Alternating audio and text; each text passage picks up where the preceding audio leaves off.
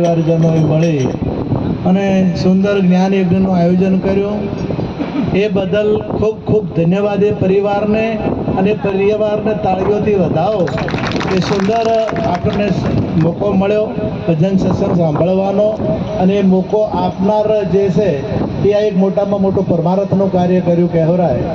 અને એ સભામાં પધારેલા અમારે પૂજ્ય ઈશ્વરરામ મહારાજ બહુ સરસ આનંદ કરાયો મસ્તીમાં. મુझे मेरी मस्ती कहाँ लेके आई जहाँ मेरे अपने सिवा कुछ नहीं. મસ્તીમાં ભજન ગાયું. મારે ચંદનરામ મહારાજ, વાસીરામ મહારાજ, માચમરામ મહારાજ, તથા કોઈટા ભક્ત મંડળ, રસાણા ભક્ત મંડળ, સામડી ભક્ત મંડળ, નવા ભક્ત મંડળ અને તમામ દ્રપડા ભક્ત મંડળ તથા તમામ પધારેલા ભક્તજનો, માતાઓ, બહેનો, વિશેષ તો આજનો જે યોગ છે એ સુંદર યોગ છે અને આ મનુષ્ય જન્મ પણ એક યોગ છે. અને આ યોગે પરમાત્માની પ્રાપ્તિ જ્યારે જ્યારે ધર્મની ગ્લાનિ થાય છે ત્યારે ત્યારે હું પૃથ્વી ઉપર અવતાર ધારણ કરું છું અને યુગે પ્રગટ થાઉં છું. આ યુગે પ્રગટ થાઉં છું. દેહ નામ પણ યુગ થાય. ચાર દેહ છે, કારણ, મહાકારણ, સૂક્ષ્મ ને સ્થૂલ. એવા યુગે કારણ કે પરમાત્મા શ્રી કૃષ્ણ પ્રગટ થયા હોય તો યુગે થયા, રામચંદ્ર ભગવાન થયા હોય તો યુગે થયા, રામદેવ પીર થયા હોય તો યુગે થયા. કારણ કે વ્યક્ત હતા, અવ્યક્ત હતા પણ વ્યક્ત થયા. કારણ કે કોઈ પણ વસ્તુ અવ્યક્ત હોય ને તો એ અવ્યક્ત પાણીએ અવ્યક્ત હોય પીવામાં મેળ આવે નહીં, પણ વ્યક્ત થાય તો જ પીવામાં કોમ આવે. એમ પરમાત્મા પણ નિર્ગુણ રૂપે હતા પણ સગુણ સ્વરૂપે થઈ અને આપણે ધર્મની હાનિ થતી હતી તો ધર્મની સ્થાપના કરી. અને એ સંત મહાપુરુષો અત્યારે સગુણ સ્વરૂપે આપણને સાચું માર્ગદર્શન આપી રહ્યા છે. અને આપણે એ માર્ગદર્શન જે આપે એ રસ્તે ચાલીશું તો 100% જીવનો ઉદ્ધાર થશે ને થશે જ. એક દિવસે 100% શરીર પડવાનું આ ગેરંટી. આમાં કોઈ મીન મેક છે નહીં. હમણે ભજનમાં ગવરણું હતું કે અંછા તારા જોબનિય વહી જશે. હવે આ વાત મને ઓછી સમજાય. કેમ કે અંછલો કે ને ગીતો અમે ભણતા તાર કવિતા આવતી. અંછલો ચાલ્યો જવાનો છે એકલો, એને કોઈનો ન મળે સંગાત. અંછલો ચાલ્યો જવાનો છે એકલો. આ જે અંછલો એટલે મોય રહેવા વાળો જે છે એને અંછલો કીધો. આ શરીર પડી જાય તારે ગમે એટલા વાલી પત્ની હોય, વાલો પતિ હોય, વાલા પુત્ર હોય, વાલા પરિવાર હોય, ગમે એટલા વાલા હોય તો એની અંગાતે કોઈ જાતું નથી. એ એકલો જ જાય છે. ગમે એટલા પ્રેમ હોય, ગમે એટલો વાલ હોય, અને વાલ શીખર ચોઈ જાય છે એ ટાઈમે કે હવે ઉતાવળ કરો, મોડું થાય છે. 20 વર્ષ અને 40, 80 વર્ષ, 100 વર્ષ ભેળા રહ્યા હોય, 100 વર્ષ આપણને માર્ગદર્શન આલ્યું હોય, કમાણી કરીને આપણને આલી હોય, ખેતર કે જમીન કે ઘર કરીને આપણને આલ્યા હોય, તો એ 1 કલાકમાં આપણે મોડું થવા માંડે છે. અનુપજી ખરી વાત ને? હા, 1 કલાક થાય તો કે હવે ઉતાવળ કરો. કે આટલા વર્ષથી તમારું આ શરીર હતું અને આ શરીર તમને જે મદદરૂપ થતું હતું તમે એના દ્વારા પ્રગટ થયા. તમે પ્રગટ થયા તો શેના દ્વારા થયા? એ સાધન ના હોત, આ શરીર ના હોત, માતા પિતાનું સાધન ના હોત તો તમારું પ્રગટ્ય થોત નહીં. પરમાત્માની કૃપા ખરી, પરમાત્માનો મેર ખરી આપણા ઉપર, પણ માતા પિતા દ્વારા આ ગોળો લાઈટ કરે, વીજળીની કૃપા તો ખરી જ, પણ ગોળો ના હોય તો એટલી વીજળી લાઈટ કરી શકે નહીં. આ સ્પીકર વાગે છે ખરું, એમાં લાઈટની મેર ખરી, પરંતુ આ સાઉન્ડ ના હોય ને તો એ વાગી શકે નહીં. આ કુલરો હવા આલે છે એમાં વીજળીની કૃપા તો ખરી, પરંતુ આ સાધન ના હોય તો એ આપી શકે નહીં. એમ આ જે સાધન છે એ માતા પિતાની કૃપા દ્વારા મળે. એટલે માતા પિતાની જે કૃપા છે એના માતા પિતાના ગુણ આપણે કદી એ પૂરા થતા જ નથી. એક માતા પિતાનું ઋણ અને એક સદગુરુ મહારાજનું ઋણ, આ ઋણ આપણે ચૂકતે કરી શકતા નથી. એટલે માતા પિતાના જે ગુણ ગા એટલા ઓછા છે. હવે એમાંથી આ અંછલો જાય છે કે એકલો જતો રહેવાનો, એને કોઈનો ન મળે સંગાત. અને આ ભજનમાં એમ કે અંછા તારા જોબનીય વહી જશે. તો એ બે મેળ ખાતો નથી, કારણ કે પેલો તો જતો રહેશે અને જોબનીય વાળું હોય પડ્યું રહેશે. આ જોબનીય વાળું જે છે જેને જોબનિયું કે નહીં, જોબનિયું એટલે યુવાની. હવે ગડપણ, બાળપણ અને યુવાની આ ત્રણે કેને છે શરીરને. આ યુવાની હોય તો શરીરને, જોબનિયું હોય તો જોબનિયું. સરસ ગીતે ગાયો છે, તારા પાકડીના વટામાં જોબનિયું કાલે જાતું રહેશે. આ જોબનિયાને પગની પોનીમાં રાખજે, આ જોબનિયું કાલે જાતું રહેશે. આ જોબનિયું કાલ જતું રહેવાનું છે, 100% ગેરંટી.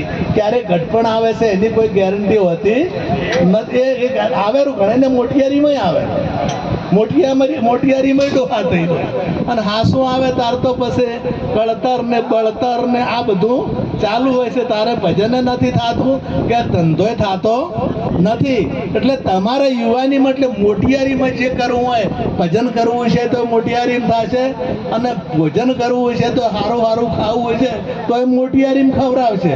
ગડપણમાં તો પણ ડૉક્ટરો ના પાડે કે દૂધ મત પીઓ, શીરો મત ખો, પછી પેડા મત ખો, આ બધું ખાવાનો ના પાડે કે તમને હવે પચશે. એટલે મોટિયારીમાં તમારે જો કદાચ ધંધો કરવો હશે ને કમાણી કરવી છે તો એ મોટિયારીમાં. એટલે કે તેમાં કીધું કે આ જે આ જોબનિયું છે ને એ પાઘડીના વટામાં રાખો. આ જોબનિયું ખાલી પગની પોનીમાં રાખો. તમારી પોની તારી ઓખની આ ઓખરડીમાં રાખો. જોબનિયું જાતું રહેવાનું છે, એટલે ઓખમાં મેલ ના રહેવો છે. કહેવાનો મતલબ કે જેની નૈણોમાં નિર્મળતા, દુર્લભ એવા સંતને એવી ઓખ તમારી હોવી જોઈએ, ચોખ્ખી હોવી જોઈએ. એટલે યુવાનીમાં જે કરવું છે એ થશે. હવે આ જોબનિયું, આ યુવાની, આ ગઢપણ, આ બાળપણ, આ બધું શરીર સાથે સંકળાયેલું છે. અને જે અંછલો છે ને એ નથી યુવાન કે નથી ગંઢો કે નથી બાળક. એ બાળક એ નથી, એ વૃદ્ધે નથી, એ ગંઢોય નથી કે કશું નથી. એ એનું જે સ્વરૂપ છે એ તમે કહી શકો નહીં. અને એ છે એ તો એને તો એમ કીધું કે શાસ્ત્રથી સેદાય એવો નથી, પાણીથી પલળે એવો નથી, અગ્નિથી બળે એવો નથી. પણ જ્યાર સુધી આ વૃત્તિઓ છે ને, હમણે આ ભાઈએ બેનજામ ગાયું હતું એક ગીત, પંછી બનું ઉડતી ફીરું મસ્ત ગગન મેં, આજ ને આઝાદ હું દુનિયા કી ચમન મેં. સરસ વાત કરી હતી કે આ પંછી બનું ઉડતી ફીરું મસ્ત ગગન મેં. આ કેની વાત કરી? એ ગમે તે સમજીને ગાયું હોય, પણ આપણે જે સમજાય એ કહું. કારણ કે આ સુરતા છે ને, આ જે કુળ છે ને, કીધું ગોકુળનું, ગોકુળે ભગવાન ગોકુળમાં નીકળીને ફેર નહીં આવ્યા. ભગવાન કૃષ્ણ ગોકુળમાં નીકળીને ગયા ને પછી મથુરામાં તો વળી કોઈ દાડો ગોકુળમાં આવ્યા. એક નજી જ આડી છે, તો તમે એ ગોકુળમાં નીકળો. કહેવાનો મતલબ છે ગોકુળ એટલે ઇન્દ્રિયનું કુળ. આ જે ઇન્દ્રિયનું કુળ છે, આ જે આમાં જે કામ, ક્રોધ, લોભ, મોહ, આ 5 ઇન્દ્રિયો, 5 કર્મેન્દ્રિય, એ આર્યું આ કુળ છે. અને એમાંથી આ જે સુરતા પંછી એટલે ઉડી નીકળી, એમાંથી નીકળી અને પછી ગગનમાં એટલે શબ્દ સાથે, શબ્દ વિના સુરતા ઓંધળી, કહાં કહાં કો જાય, દ્વાર ન પાવે શબ્દ કા, તો ફિર ધક્કા ખાય. જ્યારે શબ્દનો દ્વાર નથી મળતો કે કયું ઠેકોણું સાચું છે, પરમાત્મા કયા નક્કી છે, એ કુળમાં હોય એટલે કડા ખબર પડતી. એટલે કીધું કે હવે મેં તો કુળની મર્યાદા મેલી, અને કુળની જ્યારે મર્યાદા મેલે તારે મસ્ત ગગનમય શબ્દ સાથે એના લગ્ન થાય, અને લગ્ન થાય એટલે જોઈ થાય ગગન મંડળમાં, અને ગગન મંડળમાં લગ્ન થાય એટલે પરમાત્માનો પછી એને શબ્દનો ભેટો થાય, પરમાત્માનો ભેટો થાય એટલે પછી આકાશમાં ઉડે છે. એને પછી એને આ જે આ પૃથ્વીલોક એને હોતો નથી. જ્યારે ઓમાંથી નીકળી જાય તારે, પણ જ્યાર સુધી ઓમન ઓમ હશે ત્યાર સુધી એ ગોકુળમાં છે, મથુરામાં જઈ શકતી નથી. અને મથુરામાંથી જ્યાં પછી કૃષ્ણ ફેર મથુરામ નહીં ગયા. હા, કારણ કે મનની ભૂમિકા એ છૂટી ગઈ, આ તન્નીએ છૂટી અને મનનીએ છૂટી, તનની મનની છૂટે. આપણે કહે કે તન મન ધન શુદ્ધ ગુરુને સોંપતા. મારા સંતોમાં ના હોય બિન ભાવ સામૈયા હરિગુરુ સંતના. એ ત્રણ ભૂમિકાઓ છૂટી જાય, તારી ગગનમાં માલે, તારી મસ્તીમાં પછી પંછી બનું ઉડતી ફીરું. મસ્ત ગગન મેં આજ મેં આઝાદ હું, દુનિયા કી ચમના આખું વિશ્વ પરમાત્માનું છું. પછી ગાયું તું ફેર, અમે ગાયું તું કે મૈયરમાં મંદડું મોનતું નહીં, નતું ગાયું? હા, તો હવે મને મોનતું નથી કે આ કુળમાં હવે મારે રહેવું નથી. આ કામ વાળો, ક્રોધ વાળો, રોહ વાળો, મોહ વાળો, આ જે વિષયોમાં જે ઇન્દ્રિયો આપણી વૃત્તિઓ ફસાયેલી છે, કારણ કે પોચ જ્ઞાનેન્દ્રિયો એની સાથે વૃત્તિઓ આપણી સંકળાયેલી છે, અને એ વૃત્તિઓ સંકળાયેલી છે એ વિષયોમાં ભટકે છે. એટલે જ્યાર સુધી વિષયોમાં ભટકે છે એટલે એ મૈયરમાં છે ને સમજણ આવે છે કે આ તો પરમાત્માનું જે ધામ છે એ ધામ એને મળી જાય. તારે એમ કહે છે કે હવે મૈયરમાં મંદડું મોનતું નથી. એને વાત સાચી સમજાય તારે એને મૈયરમાં મંદડું મોને નહીં. પછી ફેર ગાયું કે સરે રાહ ચલતે ચલતે મુझे કોઈ મિલ ગયા. હવે એ આ સરે આ જે જીવનનો એક રાહ છે, જે મૃત્યુથી જન્મથી ને મૃત્યુ સુધી એક જીવન એક રાહ છે, અને એ રાહમાં આપણને જો સદગુરુ મળી જાય તો બેડો પાર થઈ જાય. એટલે સદગુરુ મહારાજની જો કૃપા થાય અને સદગુરુ મહારાજનું જો આપણને જ્ઞાન મળી જાય, આ તો આ પછી કહી શકે મુझे मेरी मस्ती कहाँ लेके आई जहाँ मेरे अपने सिवा कुछ नहीं. અને એ ભૂમિકાએ જવા માટે આપણે સદગુરુનું ધારણ કરવા પડશે ને કરવા પડશે. એ 100%ની વાત છે. એટલે આ મનુષ્ય જન્મ મોઘો છે, વારે ઘડીએ મળતો નથી. આમાં વારંવાર કહું છું કે વ્યસનથી દૂર રહેજો. એટલે દૂર એટલે એક જણે પેલા હોકા પેલા હતા ને, હોકા એટલે બીજા રૂમમાં હોકો મેલ્યો, મોટી નળી લાવી. હા, મોટી નળી બીજા રૂમમાં બેઠો બેઠો પીએ. એટલે મારા અનોપજી દેવાન સદારામ મહારાજ દેવાન ગયા એટલે પેલા ધુમાડો નીકળતો કે હોકો તો દૂર, શેનો ધુમાડો નીકળે છે? પૂછું કે હોકો પેલી રૂમમાં પડ્યો છે અને આ નળી માર પાસે છે.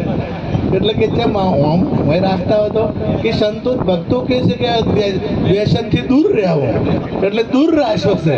આવું દૂર રાખશો, આવું દૂર રાખવામાં આવશે નહીં. એટલે વ્યસનથી દૂર રહેજો. શિક્ષણની જરૂર છે, અને શિક્ષણ સાથે સંસ્કારોની પણ જરૂર છે. જો સંસ્કાર નહીં હોય અને ભણશે તો કમ્ફર્ટું કરશે. જો સંસ્કારો જેને મળ્યા નહીં ને એને એ જે ભણી ગયા ને એની કોમ્ફોર્ટો કર્યા, લોટ લીધી, ગમે તે નુકસાન કર્યા દેશને. અને જે સંસ્કારી છે એ દેશને નુકસાન કરતા નથી, એ કમ્ફર્ટ કરતા નથી.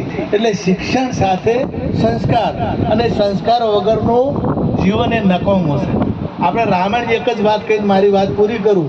રામાયણ બસ સ્ટેશનમાં રમોડારી બાપુએ દ્રષ્ટાંત સરસ વાત કરેલી. પેલું રેલવે સ્ટેશનમાં એક ભાઈ રામાયણ વાંચતા હતા, અને બીજો એક યુગલ ને 2-4 જણા બીજા ને બધો પરિવાર આવ્યો. એટલે એમણે કીધું કે શું વાંચો છો? એટલે કે આ રામાયણ છે. કે રામાયણમાં હવે શું વાંચવાનું હોય? અને હવને ખબર છે કે સીતાને રાવણ ઉપાડી ગયો અને રોમ લડાઈ કરીને વદરા લઈને ગયા અને લડાઈ કરીને રોમને મારીને પાછી લાયા. આ બધા જોણે હવે એને શું વચવચ કરવાનું? હવે તો નવલકથાઓ જેવી હારી આવે છે, નવલકથાઓ વાંચો. બીજા ઘણા બધા ચોપાની આવે છે એ વાંચો. આ તો બધાને ખબર છે. એટલે પેલા કઈ બોલ્યા ને ગાડી બધા બેઠા, આ બધા એક જ ડબ્બામાં, અને ગાડી ઉપડીને પેલો બૂમ કરવા માંડ્યો કે હોકળ ખેંચો, ગાડી ઊભી રાખો. એટલે પેલા કે શું છે કે મારે ઘેરથી રહી ગઈ કે તે રામાયણ વાંચી હતી.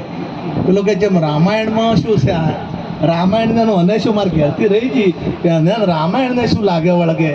એટલે મહાપુરુષે કીધું, જે મહાપુરુષ હતા એમણે કીધું કે સીતાજી, રામ અને લક્ષ્મણ જ્યારે વનવાસ જતા હતા ત્યારે જ્યારે કેવટની નાવમાં એ બેઠા તાર પેલા કેને ચડાયા હતા તે ઓછું હોત તો ખબર હતો હોત કે સીતાજીને પહેલા બેહાર્યા હતા અને પછી એ ચડ્યા પછી એ ચડ્યા હતા અને છેલ્લે લક્ષ્મણ ચડ્યા હતા એટલે તે ઓછી હોત તો તું તાર ઘેરથી પહેલી ચડાવ અને પછી તું ચડો પણ તું પહેલો ચડી ગયો એટલે તને રામાયણની ખબર નથી ને તાર ઘેરથી લેવાય રહ્યો. આ એક હમણે ઘણી વાત વરહની વાત નથી, એક આપણે મહિના નજીક ગામનું નામ લેવું નથી પણ છોકરું ભૂલી ગયા, જૂના ડીહામાં જ ભૂલી ગયા અને મેં ઉતરે રહે એટલે કે હા જોઈ ગયો એટલે એના ઘરવાળા કે તમે લાયા નથી ટીંગ્યાને કે તાર પાસે હતો ને તાર પાસે હતો એટલે કે પણ મને શી ખબર તમે જો ના છોકરો ધણી કે છોકરું બૈરા પાયો હોય કે આદમી પાય છોકરું ભૂલી જ લ્યો. હા આ પોતાનું છોકરું પાછા વળી અને થઈ અને વળી ચોક ઊંઘાડ્યું તો જીને એ ભૂલીને હોય રવાના. એટલે આપણે ભૂલકણા તો સજ આ કોલ કરીને આયા કોલ કરી અહીં ગયા ભૂલી એમ રાજાના તેડા આયા ગોવિંદના ગુણના ગાયા. આ એમ રાજાના તેડા આવે તો ગોવિંદના ગુણ ગાવાની નવરાઈ મળતી નથી. એટલે યુવાનીમાં જે કરવો એ કરી લેજો. હજી સુધી સમય છે, આપણા ગવૈયાઓ બહુ સારા સારા બેઠા છે એટલે વધારે ન બોલતા હું આટલું બોલી અને મારી વાણીને વિરામ આપું. સદગુરુ સનાતન ધર્મનો સદારામ બાપાનો સદગુરુ મહારાજ.